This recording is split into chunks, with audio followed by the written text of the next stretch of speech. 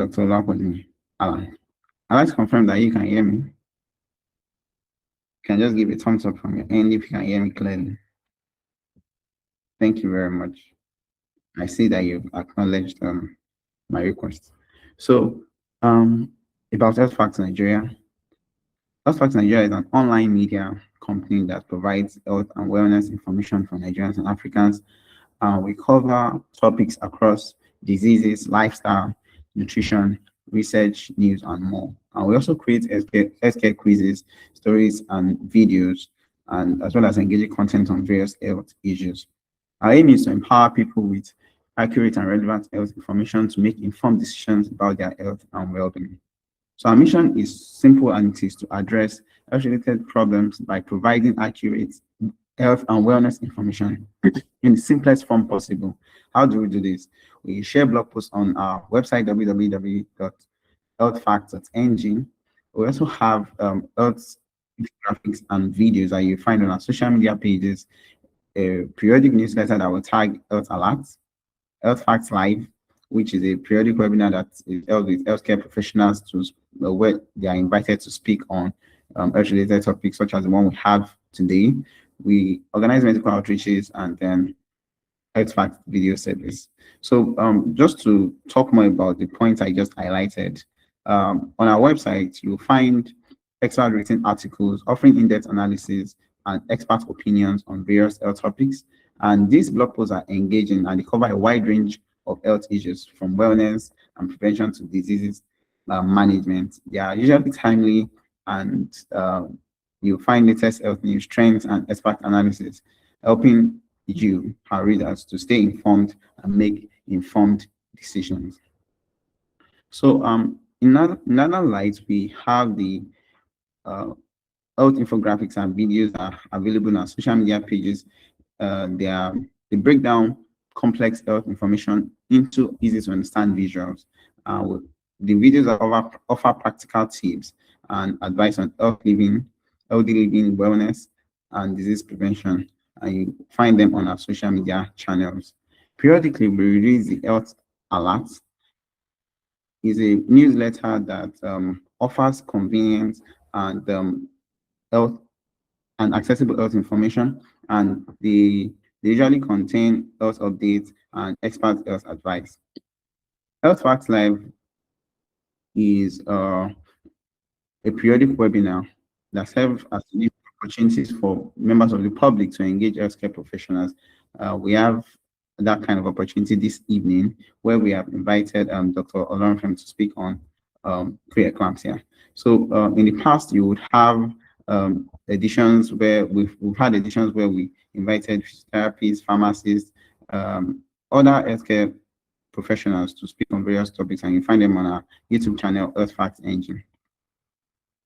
We also routinely organize medical outreaches to underserved communities where we provide essential healthcare services and education to members of the public with the aim of bridging the healthcare gap and promoting wellness. These local communities benefit from health talk, free consultations, free medications, and medical checkup. Lastly, I'm talking on the Health Fact video service. It's an expertly created evidence-based content series that is based on 6 essential health categories, namely diet and fitness, diabetes care, hypertension care, skin health, sexual health, and general health tips. This series is contextualized for the Nigerian audience and will factor in the cultural, dietary, and lifestyle context of Nigerians. And it is structured with sequential learning experience, allowing you, the users, to build on foundational knowledge and deepen your understanding in these core healthcare areas. So to benefit from it, to be a part of it, to subscribe, just visit portal.healthfacts.ng. So thank you very much for your attention. I enjoy you to follow us on our social media pages as highlighted on the page now. So in under minutes, we'll be starting the presentation proper, where Dr. Olorunfemi himself will be giving us insights into the science of pre-eclampsia and what is happening in the body. Can you all see the screen? Thank you. Dr. Olorunfemi. All right, thank you, sir.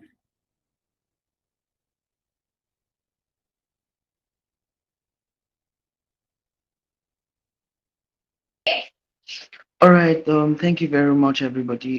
Good evening, everyone. Please, can you confirm that you can hear me? Yes, I can. All right. Thank you very much. It's a very nice privilege to be with you today. My name is Dr. Olorunfemi Daniel Testimony, and I'm currently a medical officer. I work at a private cosmetic clinic here in Lagos, and yes, I'm quite enthusiastic about the female reproductive system or medicine. So I'm really really glad giving this this talk today. Please, can you? I just want to please if you can give a thumbs up or give a reaction if you can hear me and you can see me clearly. All right, thank you very much, Mr. Samuel. Thank you very much, Mr. Lesson. All right, so thank you so much, Health Fact NG, for this opportunity to speak on the topic signs of preeclampsia. I've got some few things to say, but basically, first thing first, or what I would be interested in saying first is that, the topic of preeclampsia is something that is very, very important to note, especially now, it's a leading cause of maternal morbidity and mortality here in sub-Saharan Africa. In fact, in the world, right, in UK is the leading cause of mortality. So, it's very important. This month we celebrated, I think, May 22 or 22nd, we celebrated the World Preeclampsia Day. And it's really, really important that women are made aware of the preeclampsia, the condition called preeclampsia, and people are told and explained to what exactly is going on in their body so that they can make the right decisions as to receiving and accessing care. Right. So I've got some few slides I'll be running through with us. Please, at every point in time, you can jot down your questions, and I'll be willing to take them immediately after the talk. Okay, thank you very much. All right, next slide. All right, so yes, the topic is the science of preeclampsia, what is happening in the body. So I've got this outline, the introduction, epidemiology, the etiology, that's including the risk factors and symptoms and signs, management, and to talk about. Okay, so um, yes, okay. The next, so as for an introduction, hypertensive disorders of pregnancy constitutes a leading cause of maternal and perinatal mortality globally. Like I said earlier, in the UK, is one of the is preeclampsia is recorded to be the most leading cause of pregnancy-related deaths. Okay, so and preeclampsia, with or without severe features, is a disorder of pregnancy associated with new onset hypertension, usually accompanying with proteinuria that occurs after 20 weeks of pregnancy or frequently near term. And let me just break it down. In short, preeclampsia is a spectrum. It's a spectrum of hypertensive disorders that occur in pregnancy. So usually there are different spectrums of pregnancy-induced hypertensions. Okay, so sometimes some people or some mothers have hypertension before pregnancy, and when they now, so those kind of mothers we call them, or those kind of pregnancy, we say that the mother has, chronic pregnancy with chronic hypertension. Okay, sometimes it is during the pregnancy that the mother gets elevated blood pressure. So usually, if it is less than 20 weeks, all right, and there's no accompanying, proteinuria, that's protein in the urine. Okay, you say that the patient or the woman has what we call, pregnancy-induced hypertension. Okay, so and then if there are associated symptoms and it occurs after a certain number of weeks, right, especially after 20 weeks, and there is availability of protein in urine and other symptoms, you say that that woman has preeclampsia. So usually it could be with some features, and usually it could, be with, could just appear. It could just be you picking up as a medical personnel, picking up, during an investigation when the woman comes for booking. So there's the spectrum of disease. Hypertensive disorders in pregnancy is a spectrum of disease that occurs. But preeclampsia is one of them, in which after 20 occurs after 20 weeks. It's a new onset of hypertension. It means that this woman has not been diagnosed with hypertension before.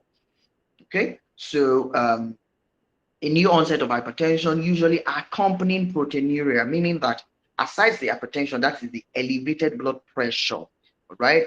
You also have another, what's it called? Another accompanying factor here, or another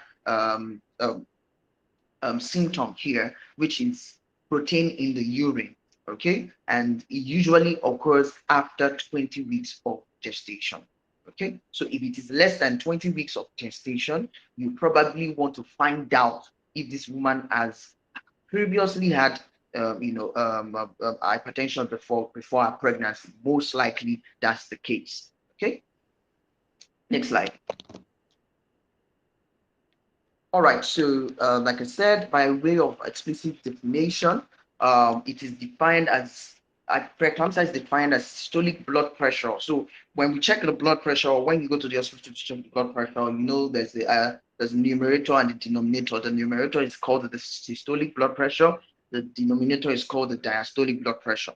So when a woman has an elevated blood pressure of 140 millimeters of mercury or more, or a diastolic blood pressure of 90 millimeters of mercury or more on two occasions, 4 hours apart, okay, in mild cases, okay, and or she has a SBP, that's systolic blood pressure of 160, diastolic of greater than 110 or more, you know, in just one occasion, all right, after 20 weeks, with accompanying proteinuria, all right, you are looking at giving that woman a diagnosis of what we call preeclampsia, all right. So that let me take it again. So for the definition, when there is and there are three factors, okay. One, the timing. Two, the blood pressure. And three, the absence and the presence of protein in the urine.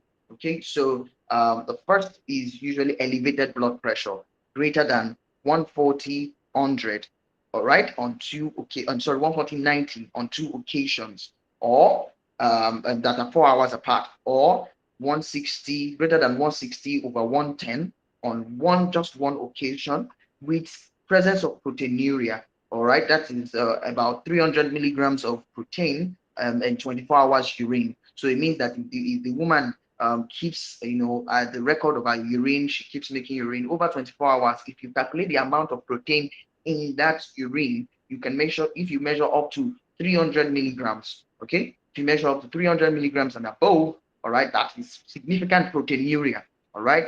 And, it's the timing has to be greater than 20 weeks. Now, she can come with some features or some symptoms, and she might not, be symptomatic. Okay, she can be symptomatic, and she might, I mean, sometimes might not be symptomatic. So although the etiology is very difficult to understand, I mean, a lot of research has gone into it. So usually we've not been able to pick exactly what is going on.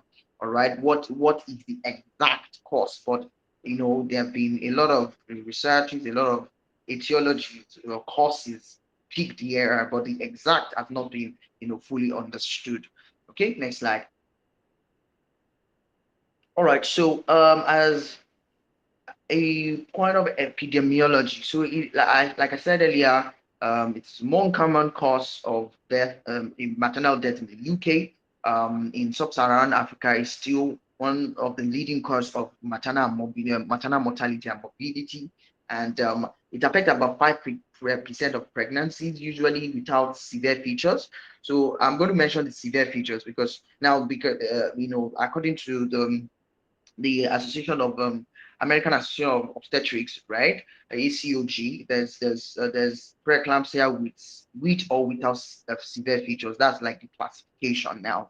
So it's more common. It's most common cause of prematurity and hospital admission. So um, That's preeclampsia. Preeclampsia, aside the fact that it's one of the leading cause of maternal mortality, it's also one of the leading cause of perinatal maternal mortality and morbidity. Next slide. All right, so yes, we're getting to the meat of the matter. The topic today is the science of preeclampsia. What exactly is happening in the body? Now, like I said, preeclampsia is the exact factor has not been picked out. Right? There are still speculations. There are a lot of researches going on. However, the principal mechanism of the disease has been implicated in that has been implicated in the etiology of preeclampsia and preeclampsia is uteroplacental ischemia. I will explain. All right. So me all I'm just this just means that the culprit, the culprit sometimes is the placenta. The culprit sometimes is the maternal factors. Okay, so there are theories. Most of the theories have, as indicted, they've indicted the placenta, the placenta to be, one of the leading cause of problems with the placenta development as one of the leading cause of preeclampsia. Okay, so usually uteroplacental ischemia means that uh, blood flow to the placenta. So when pregnancy occurs during fertilization, you have you know the egg and the sperm come together. They form this this we call it blastocyst. Okay, so the blastocyst, what happens is that it now moves, it graduates, goes, gets into the uterus, all right, that's the womb, and it start attaching itself to the wall of the womb, right? So the space in between, in between the womb and the fetus, okay, you have placenta forming in between that, because that's the placenta helps in a lot of things, help in blood flow, getting blood flow to the fetus, helps in getting nutrients to the fetus, helps in getting oxygen to the fetus, taking out waste products and all of that, even producing some hormones that allow pregnancy to thrive.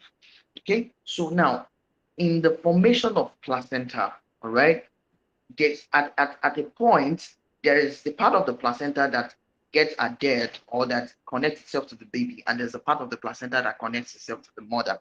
All right. So in formation of the part, in the formation of the part that connects itself to the mother, there's something called trophoblastic invasion. It means that the cells that tends to adhere to the wall of the womb, all right, sometimes may not form, very well. Okay, so and that can cause an epileptic, blood supply that eventually would not that will cause absent blood flow to the placenta, like the placenta formation will not be complete or it will not be effective. So that's basically the mechanism going on here. That's the mechanism that been identified as the major culprit for preeclampsia. Because what it happens is that when the trophoblasts becomes there's failure of trophoblastic invasion, meaning when the that part of the placenta attaching to the mother's womb is some not supposed to be migrating. There's a lot of migration that goes on, and there's a lot of vessels being formed. If it is not formed well, the the blood flow, the blood supply chain is becomes defective, and that releases some toxins. Okay, it releases some chemical that now eventually get into the mother, and then the mother starts what's called starts reacting. The mother's blood starts getting agitated. Okay, so the pathophysiology of eclampsia can be likened to the release and progression of a particular toxin, leading to diffuse vasculopathy. So, like I said, because of that defect with proper placenta formation, okay, some of the blood some toxins are released into the mother's system that now cause diffuse inflammation around the mother's blood vessels. Okay, and that is what gives rise to the symptoms the mother begins to have from head to toe. Okay, so diffuse vasculopathy. It means that the blood vessels of the mother begin to react because of the toxins that have been released. Okay, there's endothelial damage. That's the damage of the lining of the blood vessels of the mother, and then there is migration of some cells from outside the blood into some organs, and that's where all the symptoms of preeclampsia usually occur. So like I said earlier, um, preeclampsia is majorly of two subtypes. Okay, there's the early onset, and which is usually the placenta type, and there's the late onset, which is usually the maternal type. So aside the fact that there could be a problem with the placenta, all right, there could also be a problem with what's called the maternal. There could also the maternal factors. Okay, there could also be maternal factors like conditions that already put like diabetes, conditions like connective tissue disorders in the mother, people with things like antiphospholipid syndrome, Marfan syndrome, all those syndromes that affect the connective tissue, because they can also affect the blood vessel lining. Okay, so all those conditions in the mother can also cause preeclampsia, but symptoms could appear late. But the ones that are caused due to placental ischemia, that's the loss of blood supply to the placenta, you get is also the ones that cause the early onset type of preeclampsia. Okay, so this classification was done after examining, what's called morbid, what's called uh, what's called morbid anatomy when it's being done, like when you go to people that have died, some pregnant women that have died from preeclampsia. All right, they try to find out what exactly was going on. Okay, so that's how this classification came about. Okay, so the early onset one reviews numerous placental infarcts, that's numerous areas of placenta death, or right, and also arterial sclerosis, that thinning, sclerosis means the calcification or around the arterial vessels, arterial walls. Okay, so this is accompanied by placenta hypoperfusion. Like I said earlier, because this happens, all right, because of that defect in placenta development, some part of the placenta doesn't get perfused, doesn't get blood. Because one thing you must recognize is that the placenta itself carries a huge amount of blood per time. You get that between the mother and the child, per time, per minute, the amount of blood that flows between the mother and the child per minute is about 700 mils of blood per minute. That's how much the placenta is able to carry to transfuse per time, per minute.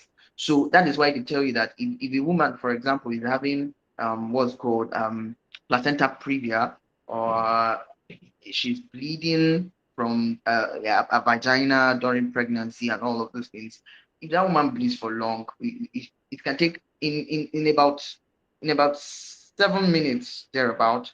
You can exsanguinate somebody. A pregnant woman can be exsanguinated because of the amount of placental flow, blood flow.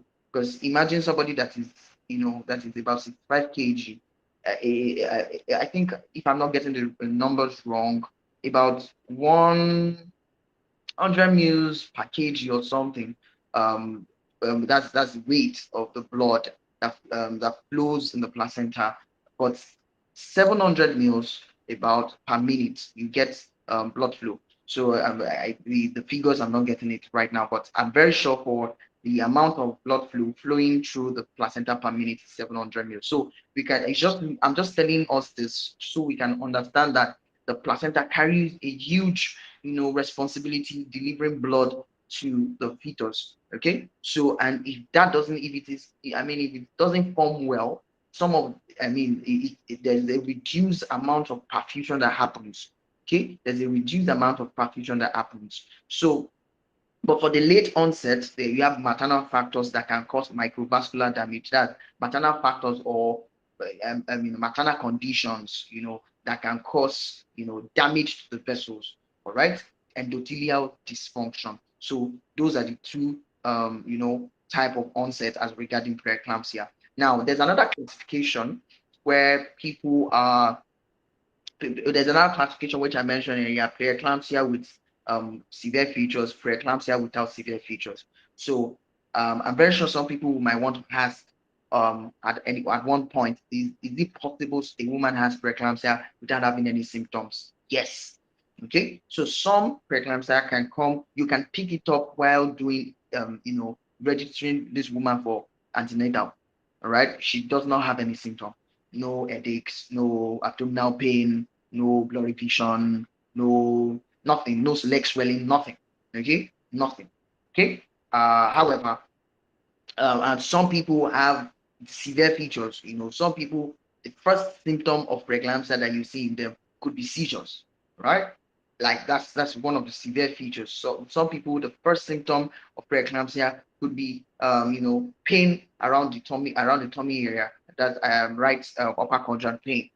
Okay, so some people it could be ELP syndrome. I'm going to mention that shortly.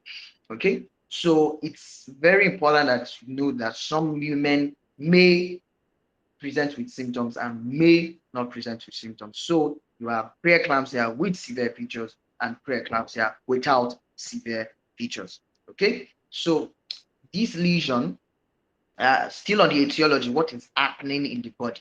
All right. The what's called the placental infarct. Okay, they can present with fibrinal necrosis and also syncytial knot.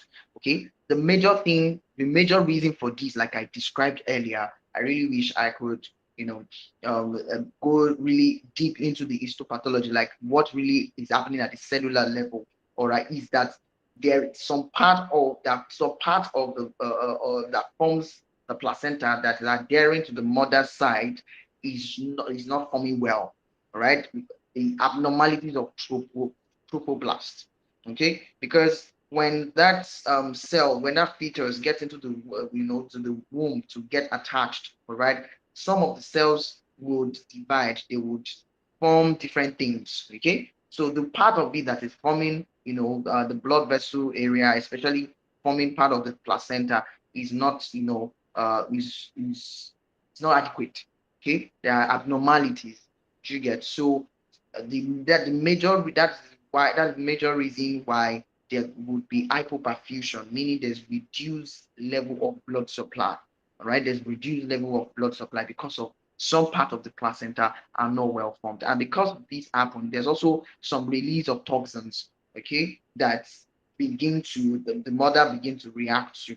Okay, that's what usually causes the symptoms that are seen in preeclampsia. So inflammatory responses, including infiltration of immune cells and alterations in placenta vasculature, are very evident.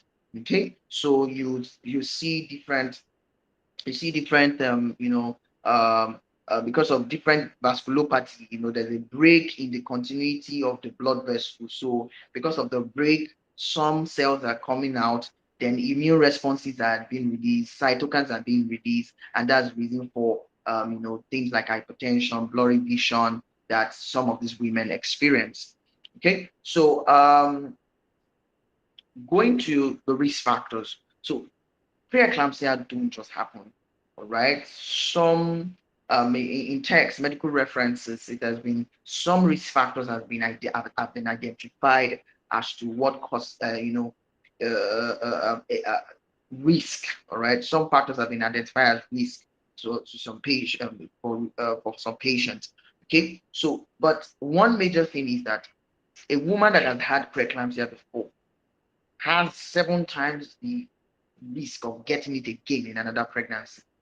So it's one rule in ONG, okay, obstetric and gynecology, reproductive medicine, that the fact that you've had one condition in pregnancy before increases your chances of getting it again, right? So people that have had preeclampsia before in pregnancy, in their previous pregnancy, have tendencies of getting it again, about 7 times the risk, right? Age greater than 40, so advanced maternal age and teenage pregnancy, so the early ages and the advanced maternal age has also been identified as a culprit in preeclampsia. Okay, and again, family history. So the family history of some, if somebody has a family history of preeclampsia, maybe in their sister or in their mother, they also have an increased risk of getting it. Now, I want you to note these risk factors, because in trying to prevent preeclampsia, one of this, you can modify some of these risk factors. Some of these risk factors are modifiable. Okay, some of these risk factors are modifiable, and that's where the prevention comes in. All right, as much as possible. Okay, so then there's obesity, greater BMI greater than 30, has an increase of 2, multiple pregnancy, long birth interval, usually I think over 2 years. Okay, long birth interval is also has been identified as a risk factor. All right, so now what are the things the woman will see? All right, and I should raise an alarm of you know preeclampsia, especially in pregnancy. Like I said, from the definition, we already know that some, they would have elevated blood pressure. Okay, either in one occasion, depending on the reading that you're getting, or on 2 occasions 4 hours apart. And they must also have presence of protein in their urine. It means that if you're seeing a woman that has elevated blood pressure and she doesn't have protein in her urine, right? At the time that you are seeing her, that woman likely does not have preeclampsia yet. She can, but at that point in time that you're seeing her, she has a pregnancy-induced hypertension. Okay, she has a pregnancy-induced hypertension. She doesn't have preeclampsia at that point. You can't make a diagnosis of preeclampsia at that point. However, by the time you are seeing a patient that has proteinuria, has elevated blood pressure, and it is above 20 weeks, because that 20 weeks is significant, because placenta does not get fully developed until after that 20 weeks. All right, so placenta development still goes on until after that 20 weeks. You get, so that is why that 20-week mark is there. So if you meet a woman that has elevated blood pressure lesser than 20 weeks, the woman probably has had a chronic hypertension before that. She has probably been hypertensive before her pregnancy. Most likely, she might not be aware of it, but most likely that is the case. So, what are the symptoms that should raise an alarm?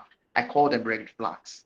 Okay, what are the red flags in pregnancy that should raise an alarm of preeclampsia? Even if you have somebody, or if you have somebody that is close to you that is pregnant or anything, there are things.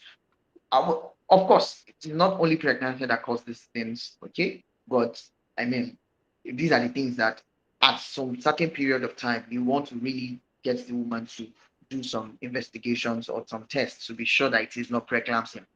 Okay, so symptoms like headaches, visual disturbance, nausea or vomiting, edema, that's leg swelling.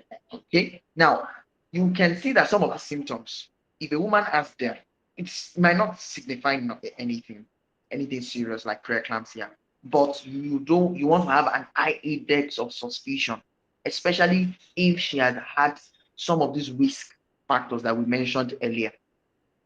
Okay, especially if she has had some of these risk factors we have mentioned earlier. So imagine somebody that had eclampsia, she had a fit in her last pregnancy.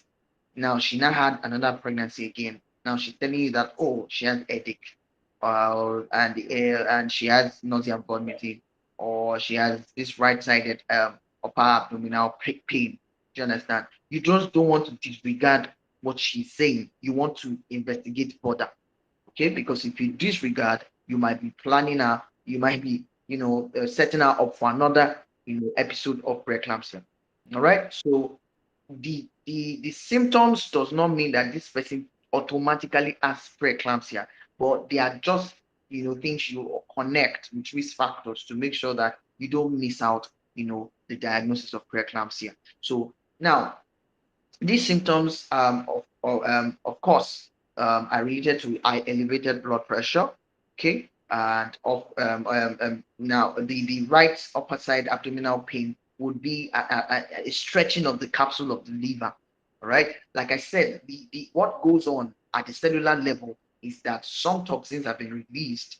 There has been a damage to the vessels, microvascular damage, okay, to the blood vessels of the mother, all right, that has now caused a lot of cells to be going out. So part of the cells go out, all right. Some cells go out, like red blood cells, they can go out. Because they become deformed in attempting to go out. The body tries to break them down.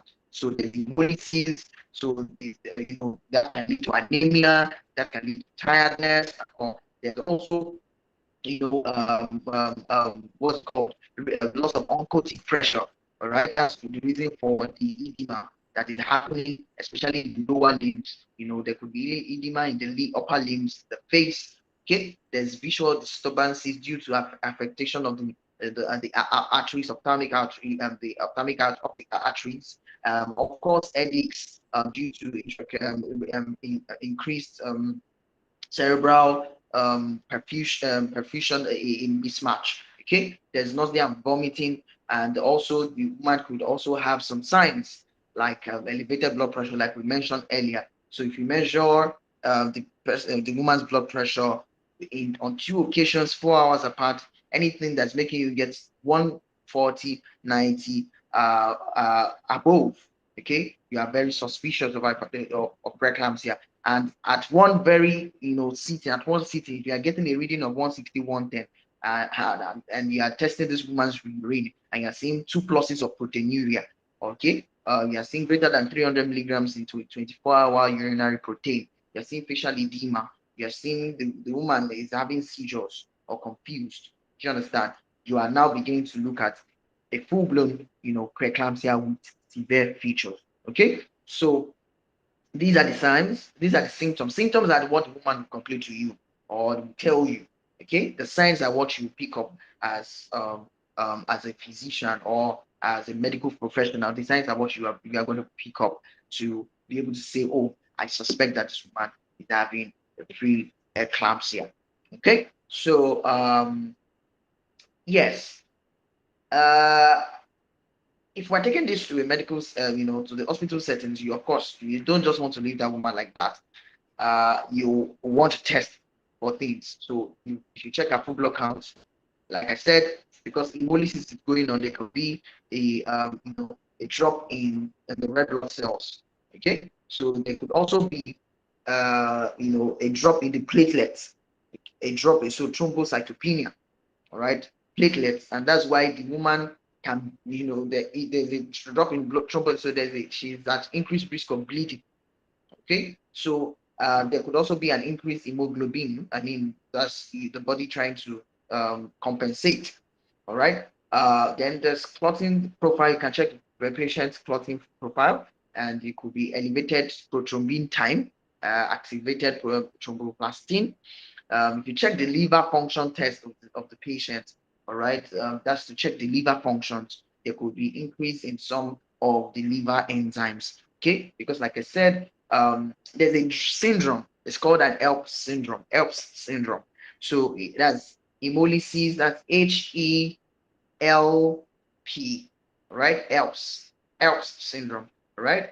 HELP. So H for hemolysis, E for elevated liver enzymes, what's called, then there's thrombocytopenia, that's low platelets, that's L for low platelets, okay, L for low platelets. So the, that syndrome, that syndrome happens in preeclampsia, some preeclampsia. Okay, so if you have a woman that you did a full blood count, she has a low red blood cell, that's hemolysis. Check her urine, is probably dark colored, and then you check her liver function. The liver enzymes are sky, they are going above, especially ACT, ALT. So you check her platelet is low. Okay, you check her platelet is low. These are signs of Erb's syndrome. Okay, so these are the tests you do to what's it called to rule out or to be able to make a diagnosis of um, preeclampsia, right? So again, other tests you check your urea, you check the urea and creatinine, that kidney function test, okay? Because preeclampsia can cause other things. Preeclampsia can cause other things, right? There are complications. There are complications to the mother. There are complications to the fetus. Okay, complications to the mother. The mother, there could be loss of vision at the end of the day if it's not well managed. There could be um, there could be a stroke, okay, a cerebrovascular accident. The woman could have the HELP syndrome, like I said, and then she could get into DIC. Okay, from that, the woman could there could be a renal failure. Okay, kidney failure. Remember that part of the test to check the kidney function test and the liver function test. So the kidney failure. So there are a lot of complications to the baby. There could be prematurity. That's premature delivery. Okay, there could be what we call intrauterine growth restriction. So the baby can come out, small for age, small for gestational age. Okay, so there could be what we call hydros fetalis. The baby can die. There could be intrauterine fetal death. Just to child. Okay, so for the treatment basically is to deliver the baby. All right, because you need to deliver that placenta as soon as you can. Now, the management will depend on whether you are assessing both the mother. You have two lives here. You are assessing both the mother. You are assessing both the child. So depending on the gestational age, if it's less than 34 weeks, you are sure that the baby's lungs has not developed well. So you want to manage the way you want to manage conservatively, especially giving some medications to manage some things. You want to manage symptomatically. You want to treat the symptoms. But at that particular time, you can pick that you can deliver this baby. You need to deliver that baby as soon as possible. So usually, if a baby is less than 34 weeks, do conservative management. You try to give some steroids to help lung maturity, and then you also help to bring down the blood pressure of the mother. You can give her some blood pressure medication to bring down the blood pressure.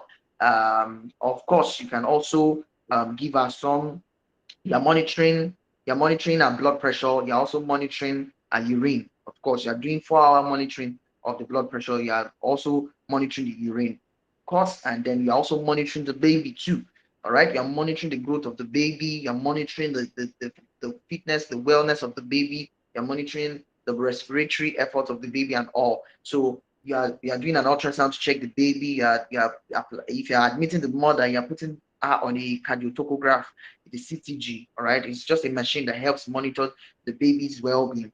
Okay, so you are monitoring the baby, you are monitoring the mother, but at the very sign, all right, that you're able, if you're, let's say you're able to take the mother from that 34 weeks, you're able to take her to 37 weeks without having any severe features. All right, you need to deliver that baby immediately.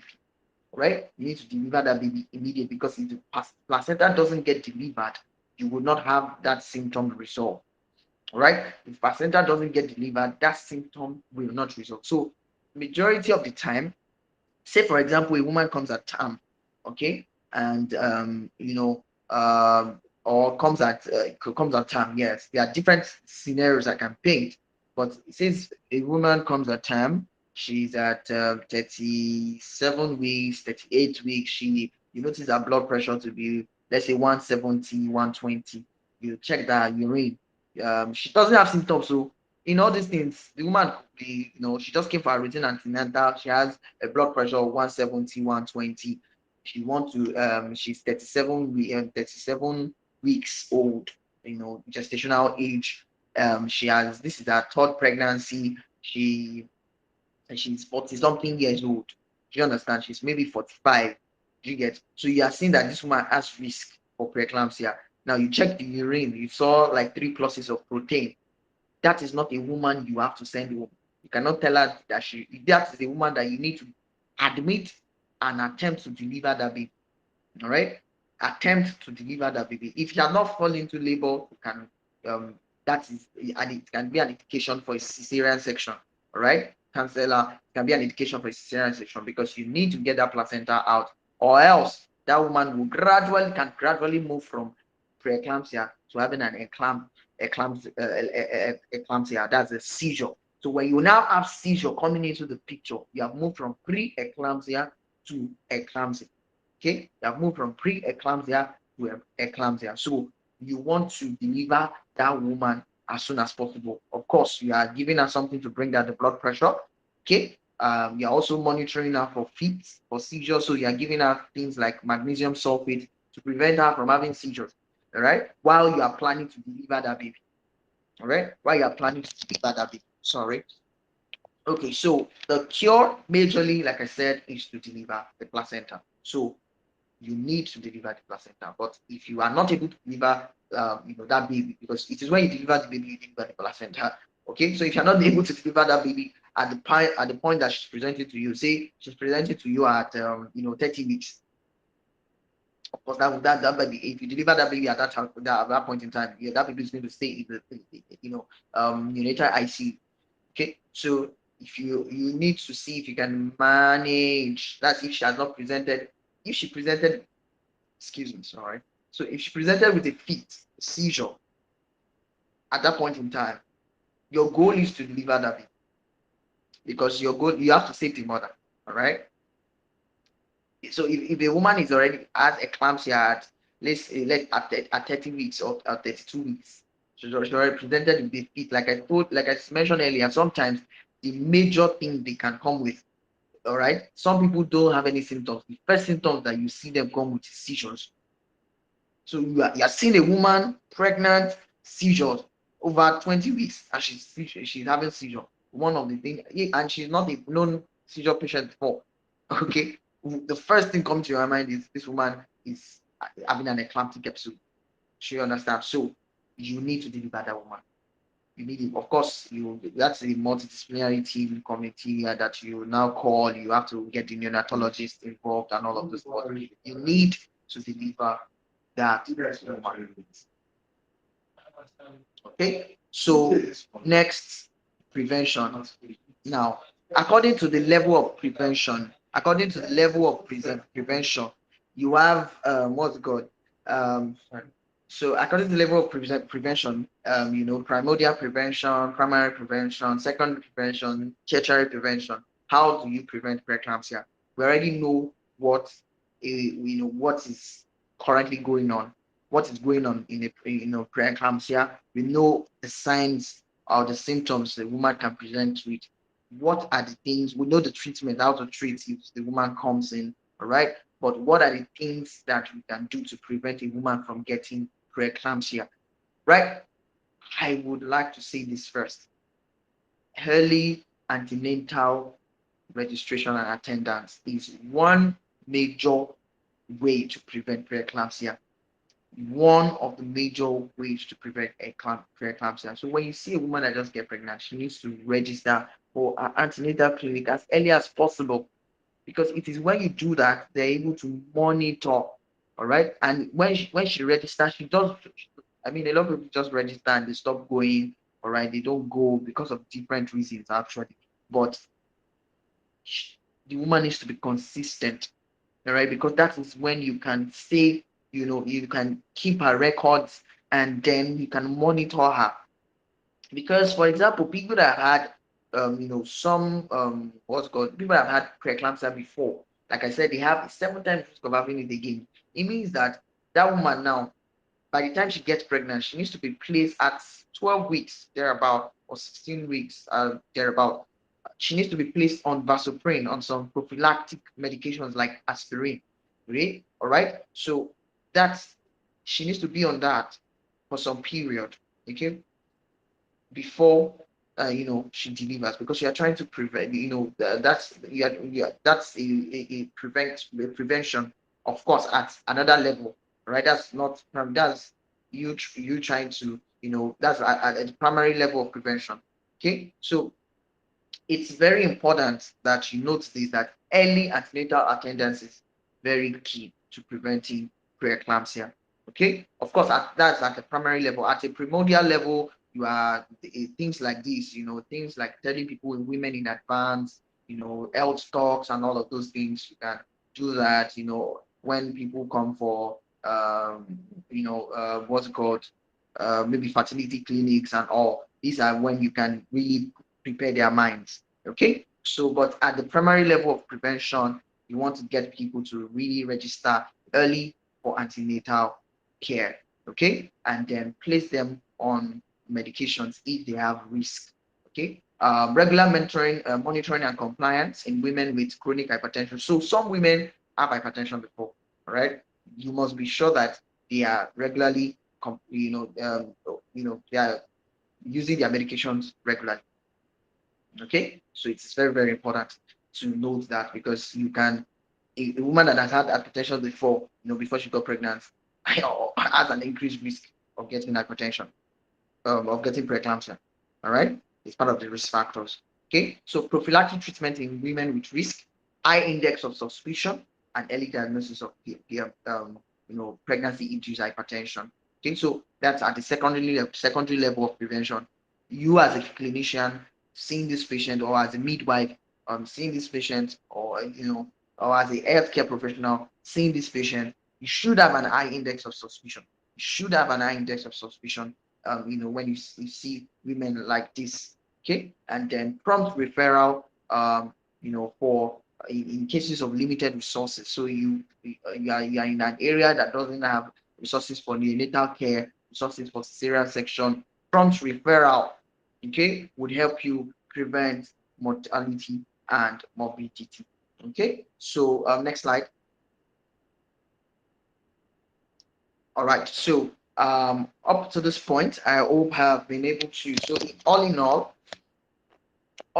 it's very important that we all note that preeclampsia is preventable, right? It's preventable, and of course, like I said earlier, the causes are yet to be the main causes, exact causes are yet to be pinpointed, but we have a lot of speculations that has been worked on, all right, that has been worked on with evidences. Okay, so it is very important that a woman, is promptly managed, all right, so that she doesn't complete the spectrum. Like I said when I was starting the talk, it's a spectrum of hypertensive disorder. Preeclampsia is just one of the spectrum, all right? It's just one of the spectrum. So if you pick a woman early enough, you are able to prevent her from having preeclampsia and developing, or even going further to develop eclampsia, right? So I hope I've been able to educate us, give us an idea. It's a whole lot that goes happens in the body. It's just that you don't want to.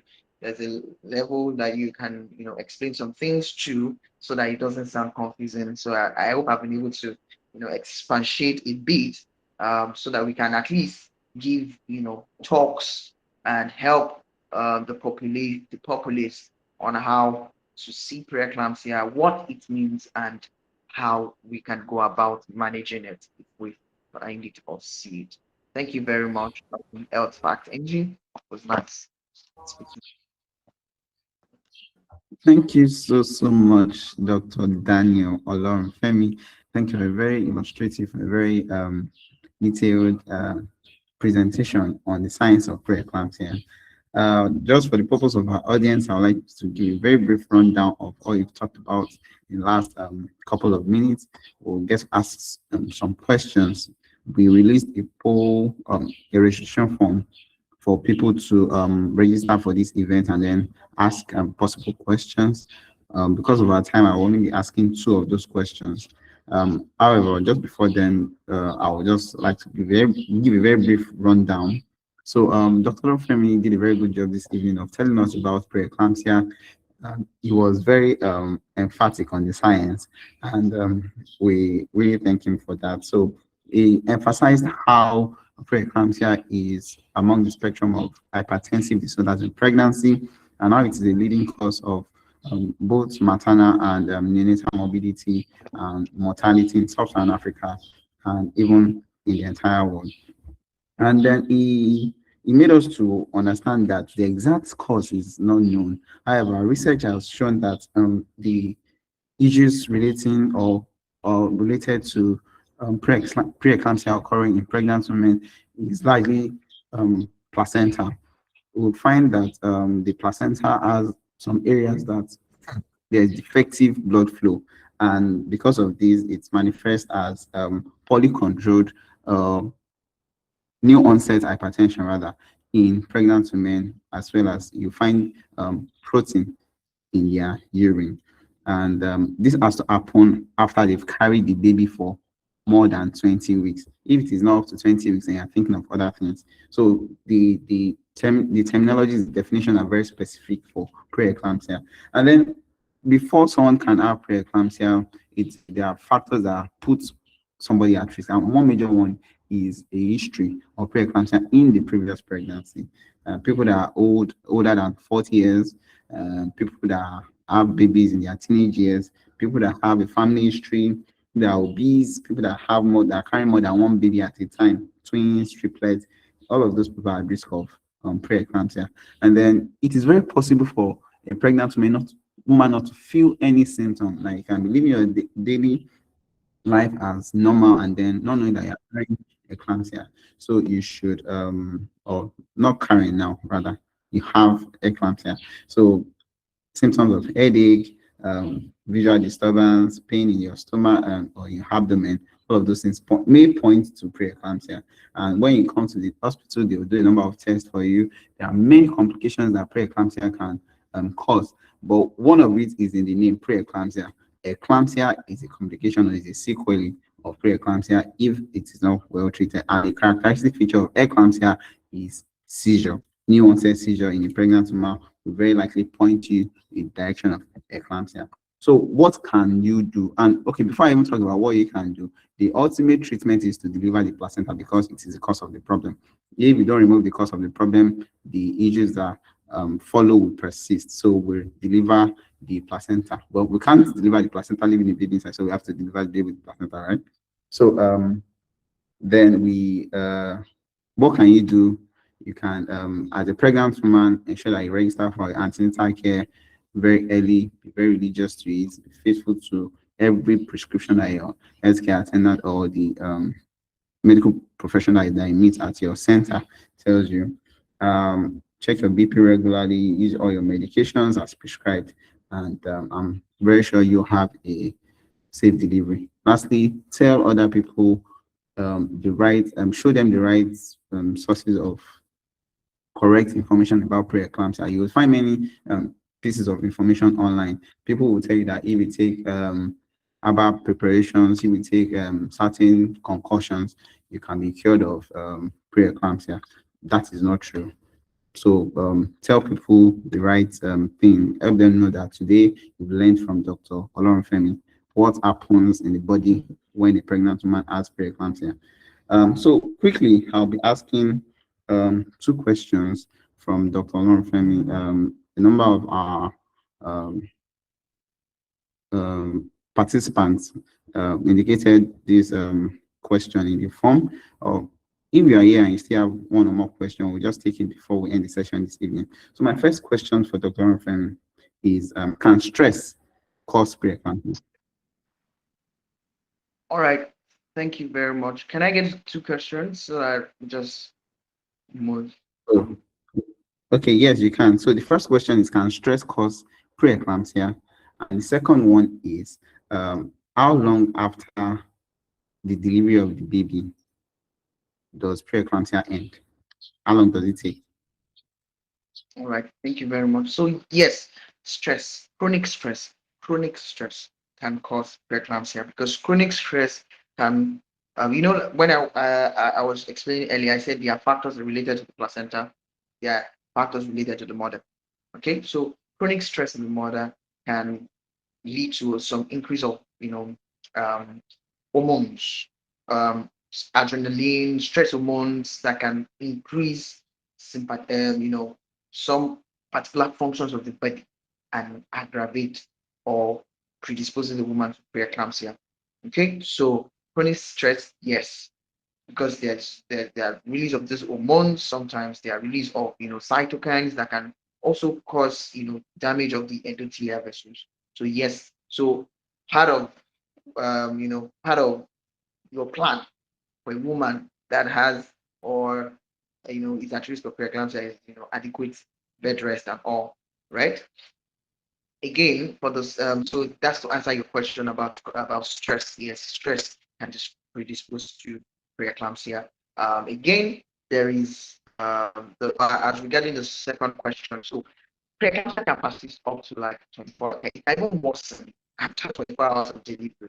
That's the funny thing about it. And sometimes when a woman has delivered, that can even be that time. It could be that time that she can within 6 weeks of delivery. That's good. It could be within that time, then she can come with symptoms of preeclampsia. Okay, so yes, so um what's it called patient can present with preeclampsia shortly for delivery, and some up to like some days after delivery they can present with symptoms of preeclampsia. So you can even have someone that has delivered and also went on to get eclampsia, for example. All right, so seizures, in a postpartum, somebody that doesn't like 5 days ago, the woman complained, oh, headache. Oh, I can't see anything. I can't see very well again. That's 5 days after delivery. And I mean, within few hours, she started checking. All right, seizures. All right, that woman at that point in time, she has a diagnosis of eclampsia, what's proven otherwise. Okay, so yes, it's up to like 6 weeks. It takes about 6 weeks. After 6 weeks, you can expect the body, to accurately respond, and blood pressure can begin to come down. All right. Yes. So that's it. Preeclampsia can happen or within that time frame. Okay. Those are the two. I hope I've been able to answer the question. Yes, thank you, Dr. Olorunfemi. Oh, We have one more question in the chat. I'm reading it to you. So, well, two questions actually. Okay, so is cesarean section the only means of delivering or delivery in preeclampsia? What about via vaginal delivery? yes, you can deliver via vaginally. It's not only cesarean section. Is so the reason why we would say cesarean section is if you for example you have she doesn't meet any indication for the vaginal delivery. All right. So for example, if a woman presented to you at 37 weeks or at 38 weeks, you picked a symptom of what's it called? You picked a symptom, elevated blood pressure, the protein in urine, and she's at 38 weeks and she's already contracted, all right, or she falls into labor, you can allow that labor to progress. You manage her blood pressure, you put her on medication, manage, check her blood pressure, monitor it, check her urine, monitor it. Do you understand? And then allow the pregnancy to progress.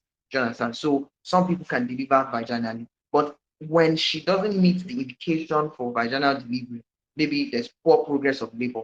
She gets, and I mean your blood pressure is not yielding to your medication.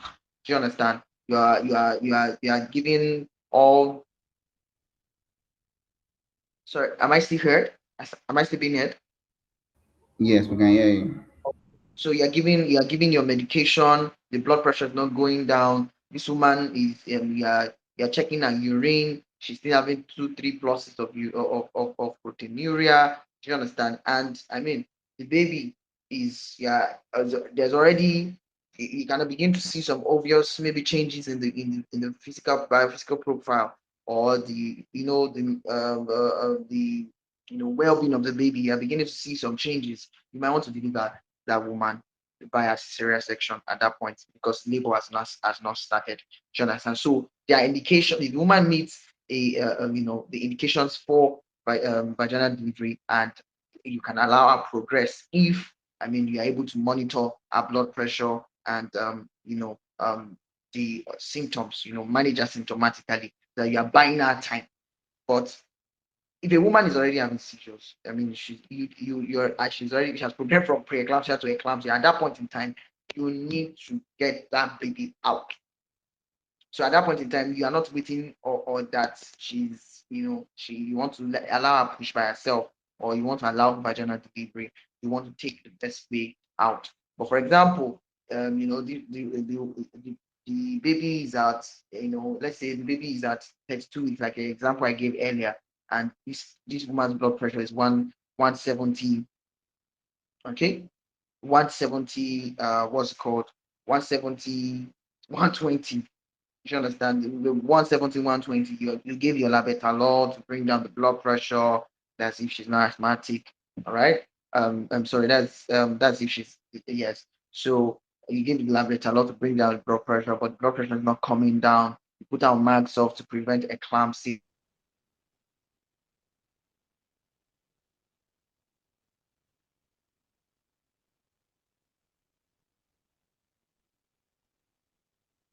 Oh, I think we lost Dr. Olorunfemi there. Let's just wait for a minute. Hopefully he rejoins. And if not, we'll probably end the session. I see another question in the chat. I'm still from Olorunfemi Oshakwadi. Dr. Olorunfemi would, as soon as he gets back on the call. Oh, yeah, so he's back. You are mute, Dr. Olorunfemi. We can't hear you. Oh, sorry. I said, apologies. My network tripped off. Yeah, sorry. Yes, Can so you we hear can me hear now? you.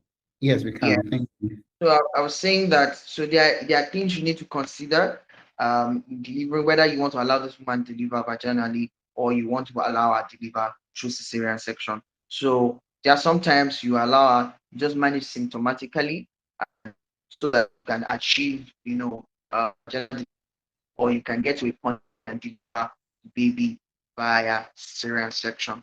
So those are there are conditions to consider as a physician before you can, make those decisions. One, like I said, you want to consider the gestational age of the baby. You want to also consider the well-being of the mother too. Do you understand?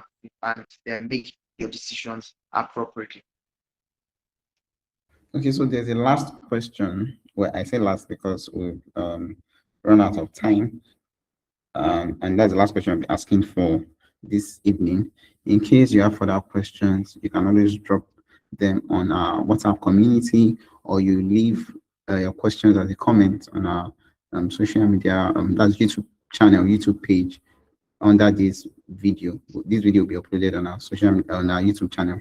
So the question is this: is it unsafe to induce labor in a woman with preeclampsia if she doesn't present in labor? Okay, so is it unsafe to induce labor? There are also criteria for inducing labor, right? Severe preeclampsia with, like, preeclampsia with severe features, right? So you, like I said, there are also things you also want to look at before you now decide that you want to induce this woman in labor. So if this woman is not presenting labor, say she's at 37 weeks, she's stamp, all right? She's not. I mean, your blood pressure is high. She's not. She's not. What's called, she doesn't have any seizures, nothing. She's just the blood pressure that is high. She has protein in urine, and she's 37 weeks. She's term, and she's not having any signs of labor. She's not falling into a labor or anything. And you know that, okay, this baby is fine. You've checked, you've done the baby is fine, and it's 7 weeks. Okay, means that the baby is term. So at that point in time, you can, look at trying to induce the woman, all right? But another thing is, you also want to make sure that you are checking your parameters for the woman, for the woman. Okay, so if you are looking, if you are monitoring the blood pressure and the blood pressure is not yielding, okay, you also want to be careful with induction of labor. Okay, you also want to be careful with induction of labor. So you have to now make your decision. as the easy way out. But most of the time, if a woman, if you're, the woman is responding to your blood pressure medications and all, you also replace that prophylactically on, magnesium sulfate to prevent eclampsia. You can, attempt, looking at inducing her. That's if she doesn't breathe. That's in the mild form, right? Inducing her, to achieve vaginal delivery. But of course, like I said earlier, the decision to do any of this, all right, to deliver the baby, all right, it would be after considering the well-being of the mother and also the well-being of the child, especially the gestational age, because you don't want to induce somebody that is at 30, even if you're, what's it called, your blood pressure is not yielding. Imagine the patient is at 180, or 170, 120. Don't mind me, I keep using 170, 120. So imagine 170, 120, you give your labetalol, nothing's happening. The blood pressure is not going down. And the baby is at 32 weeks or 30 weeks. You don't want to go and induce that kind of man. Okay? You're all right. So you don't want to, or at least if you want to induce, you want to make sure that you have prepare your theater, you get. So you need to take a decision, to help that woman so that she doesn't progress to become, to have eclampsia episodes. Okay? Yes. So thank you so much once again, Dr. Daniel Olorunfemi. Thank you Um, very in other words, for you to help the mother and child, you have to deliver through the safest and fastest means possible, much. considering all factors. So thank you again to everyone that has stayed on the call so far. I believe we are not leaving the meeting the same. If in the future you would like other people to benefit from this session, we hold it at least once every 2 months, and then you would watch the recording on YouTube. You can always share the recording with other people that you feel may benefit from the insights that you have gained in this session. So thank you once again, everyone, for joining in. Thank you, Dr. Family, for your time. And I'm definitely sure that I would catch you again another time. Enjoy the rest of your day. Bye for now. Yeah. Very much, everybody. Thank you very much, Health Facts. It was nice being here. Thank you so much. God bless you. Bye, everyone.